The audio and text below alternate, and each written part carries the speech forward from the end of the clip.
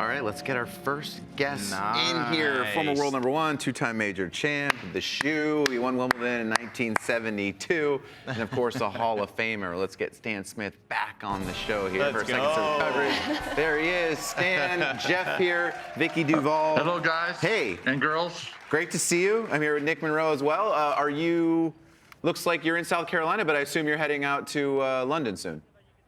Yeah, I got a flight tomorrow to London, and we'll be there the whole time. So it's going to be a fun tournament as usual. Stan, thanks so much for taking the time to join us. You know, we talked about you winning in 1972. When you think of Wimbledon, what's the first thing that comes to mind?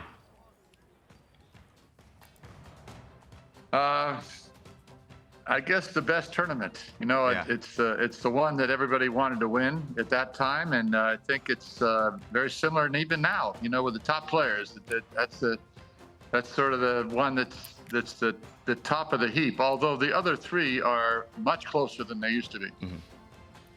Stan, it's nice to meet you. There are a lot of young players who have a goal of being number one in the world. Obviously, it's only a handful of people who get there. I just want to ask you about what it takes to get to the top of the ranking, and what is the mindset that separates the number one in the world from the rest of the pack? That's a loaded question. You know, it takes a little bit of talent, you know, along the way.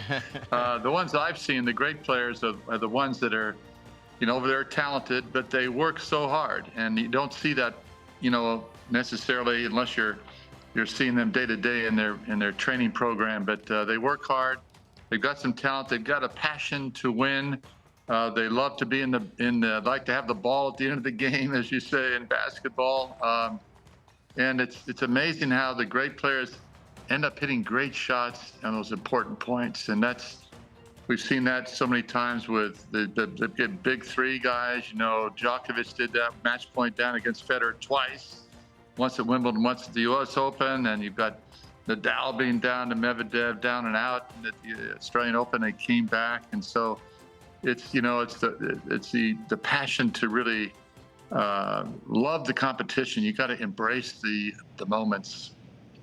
Of course, here, because we have the TV show, we're breaking down all the brackets and the draws because it just came out today. But what about you? Like, this day, do you nerd out on the draws as well? Have you taken a gander? Did anything stick out to you? I have. You know, All the right. Greek floor you've seen play right now has got a great match against Brooksby. So that's going to be fun. And, of course, Fritz is going to have that big server from France. I think he's 6'7" or something like that. And Perigard. And so that's going to be an interesting match. It may not be interesting, but it's going to be a lot of huge serving. And of course, Brandon, you know, I'm always following Brandon and see how he's got a tough one against Ivanovic Fokina. So that's going to be a challenge. And then if you go down to, you know, Alcaraz Fognini, this must be the last tournament he's playing at Wimbledon. I mean, he's almost as old as Nick. You know, and I keep thinking, Stan, come on. You're going to put me out there like that? you know, playing forever, you know. So this guy, maybe he's going to be the Italian Nick. But anyway, he's very talented, and he has I think he's beaten almost every top player. And who knows it depends upon what side of the bed he wakes up on. Then, of course, how many aches and pains he might have. Stan, it's interesting you mentioned those names, and you know, when I'm looking at the draw too, you know, for the British fans, they're looking at Jack Draper, and they're looking to see, okay, where is he in the draw? Potentially, he would have a quarter against Novak Djokovic if they both meet there. What do you like about his game, and do you think he has a chance to go all the way? I love his game. He does have the passion. He works hard. He's got some big weapons too, and he moves well. I mean, he's a little bit like Ben, in that he's got this huge serve, left-handed forehand, but he also, you know, moves well.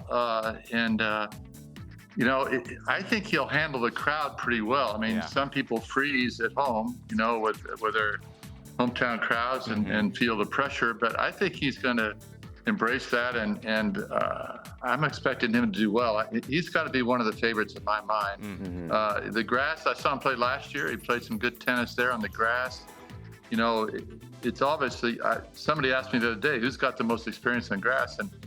And when you look at Djokovic, I don't know if there's anybody close to the experience of Djokovic. You used to have Murray, who had more experience than Djokovic, but now he's by far the most, experienced grass court player. And so the grass is going to be interesting to see what happens. You look at McDonald. Hopefully McDonald will have a good match. And Ben Shelton, how's he going to play on the grass? He certainly hasn't played on it much, like almost every player. I mean, you even have players that are seated that have barely played a match on grass. So it makes it interesting. And of course, Chris Eubanks, can he replicate what he did a couple of years ago and playing unbelievable tennis on grass? Yeah. Stan, you played in an era full of legends and amazing rivalries, and I feel so lucky that I was able to watch the big three compete against each other. We've been having some conversations about who is the third one, because we know that obviously it's Sinner and Alcaraz right now. Do you have a player that you're keeping an eye on who can sneak into the third spot and become the new big three? Well, we talked about Draper. He's already shown himself on hard courts and even on clay. Rune has certainly been in the conversation for a while here now, and will he finally put together 6 or 7 rounds of great tennis on the grass or any surface? And then I'm hoping Ben is going to be able to continue to improve. He's number 10 or 11 in the world now, and he's not a young guy like 18 or 19, but he's only been playing for a couple of years on the Pro Tour. So he's got a great attitude, great coach, great weapons, and it'll be a matter of how he continues to be consistently tough. I would hate to see him in the draw if I was playing, we'll see if Taylor can go to the next level. He's already gone to the next level, and can he do it again in a major?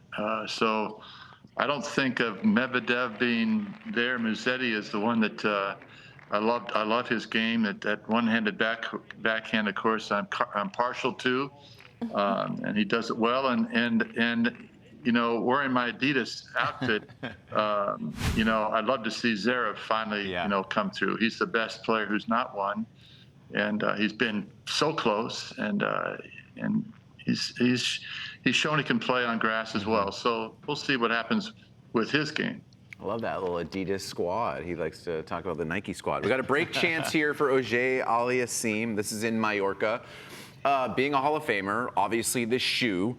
Got to imagine you get invited to many cool events and places, but when you win Wimbledon, not all fans know, but you automatically become a member at Wimbledon. Does that membership rank #1 on your list of cool perks in the Stan Smith lifestyle?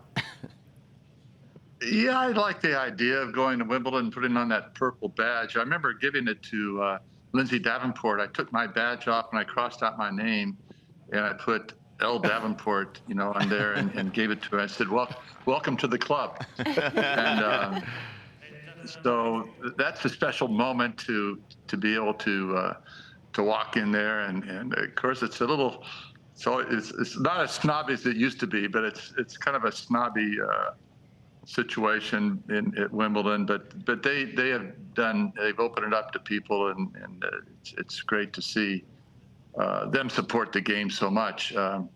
So it's a special place. There's no other club situation you have on the majors, and so it makes it very unique for a past champion. Stan, I've got kind of a two-part question to piggyback off of that. I mean, we're watching Griekspoor and Felix play here, but I want to ask you, what were some of the key adjustments that you had to make in your game to adjust to the grass, and what should these players really be focusing on, #1? And then #2, when you walk onto center court Wimbledon, what was that aura like? How does it feel? Because a lot of fans are wondering, they see it on TV, but it must be a different feeling. Well, I remember the first time I played, I was about 19 or 20, and for some reason they put me on the court with an upcoming English guy, and which is unusual to be on the center court at that age with no real accomplishments at that point in time. But I remember seeing that it was a sunny day, which is unusual, but you could see the crowd in the sun, but then you heard this applause, and you realized that there were so many people back under the cover there that you didn't really realize. You don't see them right away. And I also remember, they gave you, at that time, I think we had 4 minutes to warm up. Oh, wow. Instead of 5 minutes, but it seemed like 30 seconds, and the umpire says, play. I say, hey, wait a minute, I just want to hit a few more balls. I'm trying to get a feel for this court. The other thing is the court is longer. It seems longer because the backstop is pretty far back, and you have to get used to that. But, the great thing about Wimbledon is that center court is full most of the time. It's not like the French, and you got to have lunch, of course, before you go out to the stadium at the French. And Australian is pretty good as far as attendance. Wow. The U.S. Open has that vacancy of a lot of corporate guests that are there that may not be there every match. But Wimbledon, you get a crowd there almost all the time, and that makes it special for a player to play in front of a pretty full crowd almost every match you play. You did a documentary called Who is Stan Smith, which I think is so amazing. I just wanted to get you to talk a little bit more about that. It covered, obviously, your life and your philanthropy that you've done. So what is the legacy that you are hoping to continue to leave behind, and who is Stan Smith? Well, for those that are flying Delta between July and the end of September, they can see it. Nice. Yes, Plug Mark. Delta. It might put them asleep, but you never know. It does cover, my career, and of course some of the things that I've done off the court. There's a young boy named Mark Mathabani who's become a great author, but he was from South Africa, and my wife and I, Margie, gave him a little bit of a chance and got him to college, and it really proved the point. If everyone's really the same if they have the opportunities and the education. He had a great, mind, and he's a very bright guy, a great thinker, and also we cover a little bit with Arthur Ashe and I, spending some time together and playing Davis Cup, doing these State Department tours, and our friendship, and as well as some of the other things like the Boys and Girls Club I've been involved in, and other philanthropic things. But it covers the gamut pretty well of my life, and so if you take a look at it, you'll have a pretty good idea of what's taken place in the last it's about 65 years, something like that. I forget. But, Delta, baby. Okay, so after Felix had a couple break chances early on, couldn't convert. Now he's facing break chances here in Mallorca. By the way, Linda Noskova was looking to serve out the match up 7-6, 5-4, but Pegula just broke back. So 5-all in the second. That's on Tennis Channel. Anyone that's been around you, Stan, or has watched you play, I think people know that you're a big guy, so strong and tall. If I'm not mistaken, I think you're listed at 6'4". I'm curious, at the time when you were playing, were there players that were taller than you? And was there a stigma about players that were that tall? Because nowadays, it's kind of strange that it's the norm. Felix Auger-Aliassime is one of them. I think he's 6'4". Yeah, Felix is one of my favorites, by the way. And, of course, Jessie is my big favorite because she was at our academy for 7 years. Nice. And Billy Stearns spent a lot of time establishing her foundation of her game, and it's continued to be so solid. And I'm glad to hear you say she broke back. I did see she lost the first set. But when I was about 5 or 6 guys when I was playing that were about my height. And now I'd say probably 20, you guys would know better, 20 to 25% are 6'4" or taller in the men's game. And now we have a lot of women that are over 6 feet. So it was unusual to be as tall at that time, but certainly, I always tell people you can be short, you can be tall, you can be heavy, you can not usually heavy, but you can be skinny, but you got to be able to move. Yeah. And I was able to move pretty well, and my game was intimidating. I would, on the grass particularly, I'd just try to serve and volley, as most of us did at the time. Even Nick did that at the time. He was 9 years old when I first saw him play. And he was with big glasses. I had big glasses as well. He had the big glasses, and he was about 4 feet tall. And he was serving and volleying, and unbelievable to see him play. And that's the way we played at the time, is to serve and volley. And I had pretty good wingspan and covered the net pretty well. So it has changed, certainly. Obviously, now you're seeing the guys staying back almost all the time, even on grass. And the grass is, it's interesting because we didn't have any nubs on the bottom of our shoes. My shoe has slight difference between the different rows, a very slight difference, and so it might be a little bit helpful. But today you've got these nubs on the bottom of the shoes, and you'd think it would tear apart the grass much more than it did when I was playing. But the grass now is in better shape than it was when I was playing, and it's really amazing. It's a tribute to the greenskeepers and the groundsmen who are taking care of that grass, because that ball doesn't bounce too badly. I mean, you have a few bad bounces today, but when I was playing, about every third or fourth ball was a bad bounce, and you had to adjust, with that little Conti grip on the forehand sometimes. And those low bounces, made it kind of a hit and miss sort of thing, and you kind of depended upon that when you're playing. You want to hit the ball and get it near the baseline, or actually near the service line, the ball would bounce funny, because that's where we would come in, just like you see that split stepping right there at the service box, and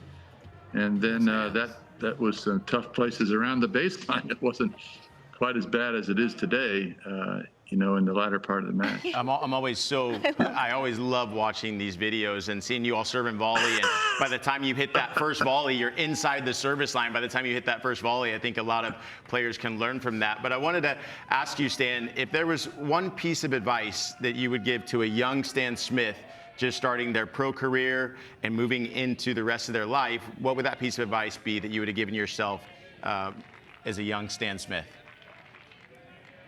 Well, you need to establish a good foundation early on. You hate to be spending your career tweaking and changing. You can always be tweaking, but changing dramatic changes of grips and backswings and things like that. You want to get a good foundation. That's where Jessie is so good. She's got this great foundation that is similar to what she was when she was 13 years old. So it's important to have that good foundation. It's important to really train efficiently. And when I was playing, I'd get down really low on the return to serve, and then you'd raise up like everybody does. And right when the ball's hit, almost everybody is sort of in that same position. And you go back to Rosewall, you look at Agassi, you look at Alcaraz, you look at the players, even Sinner bends down a bit more, but you gotta be in a position where you have good mobility. Is that a break? Yeah, that was a break for 4 Lula straight to win games. the set. Yes. Is that a set, or is that that's just a set. 7-5. All right, my girl. Anyway, you gotta be able to move efficiently, and then you gotta, of course, have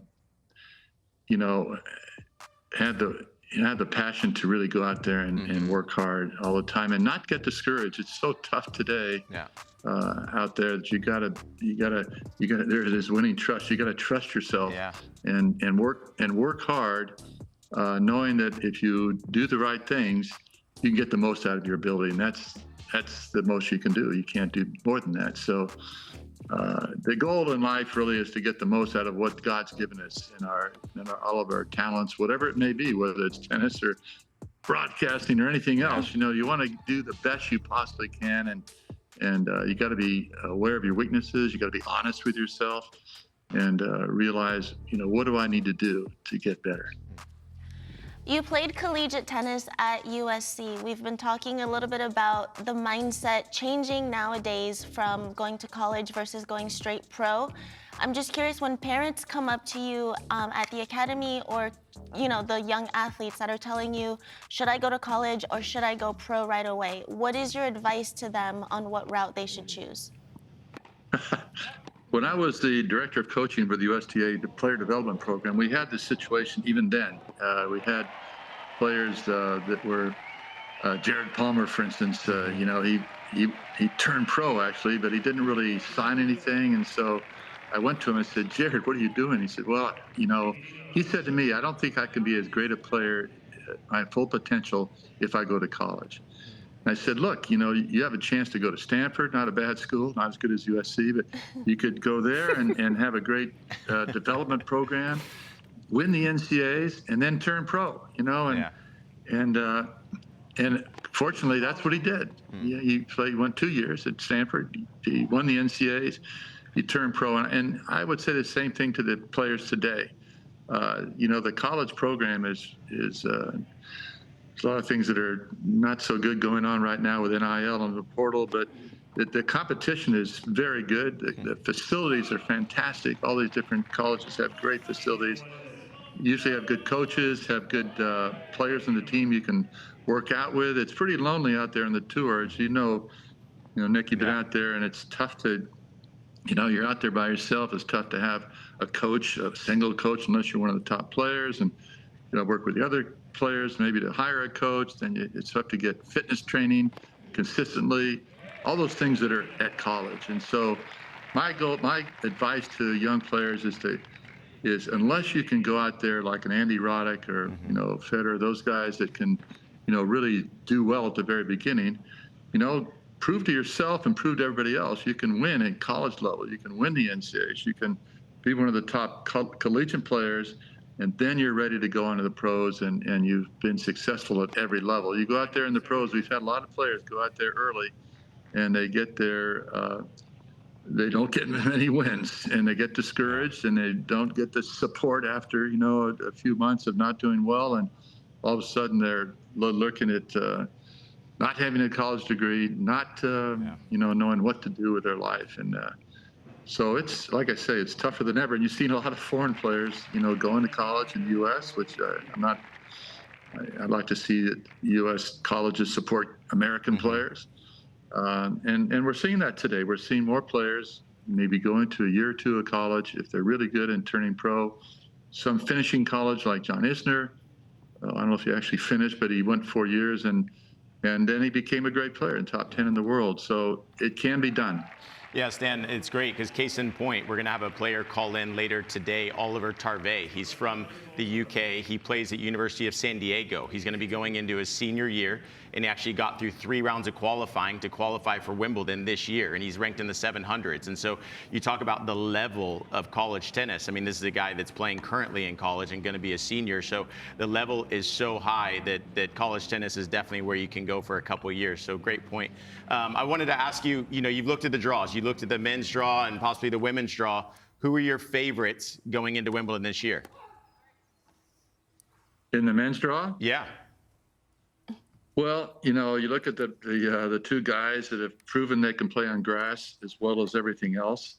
And then the Draper and the Mazzetti, Bublik that's a good first-round match. Munar, and I saw Munar play Alcaraz at the Queen's Club, and this guy can play. Yeah. And Bublik he's on a high right now, but he's going to have to play at that same level to beat Munar. So, Bublik is a real dark horse. He's a strange guy, and he's very, very talented. Yeah.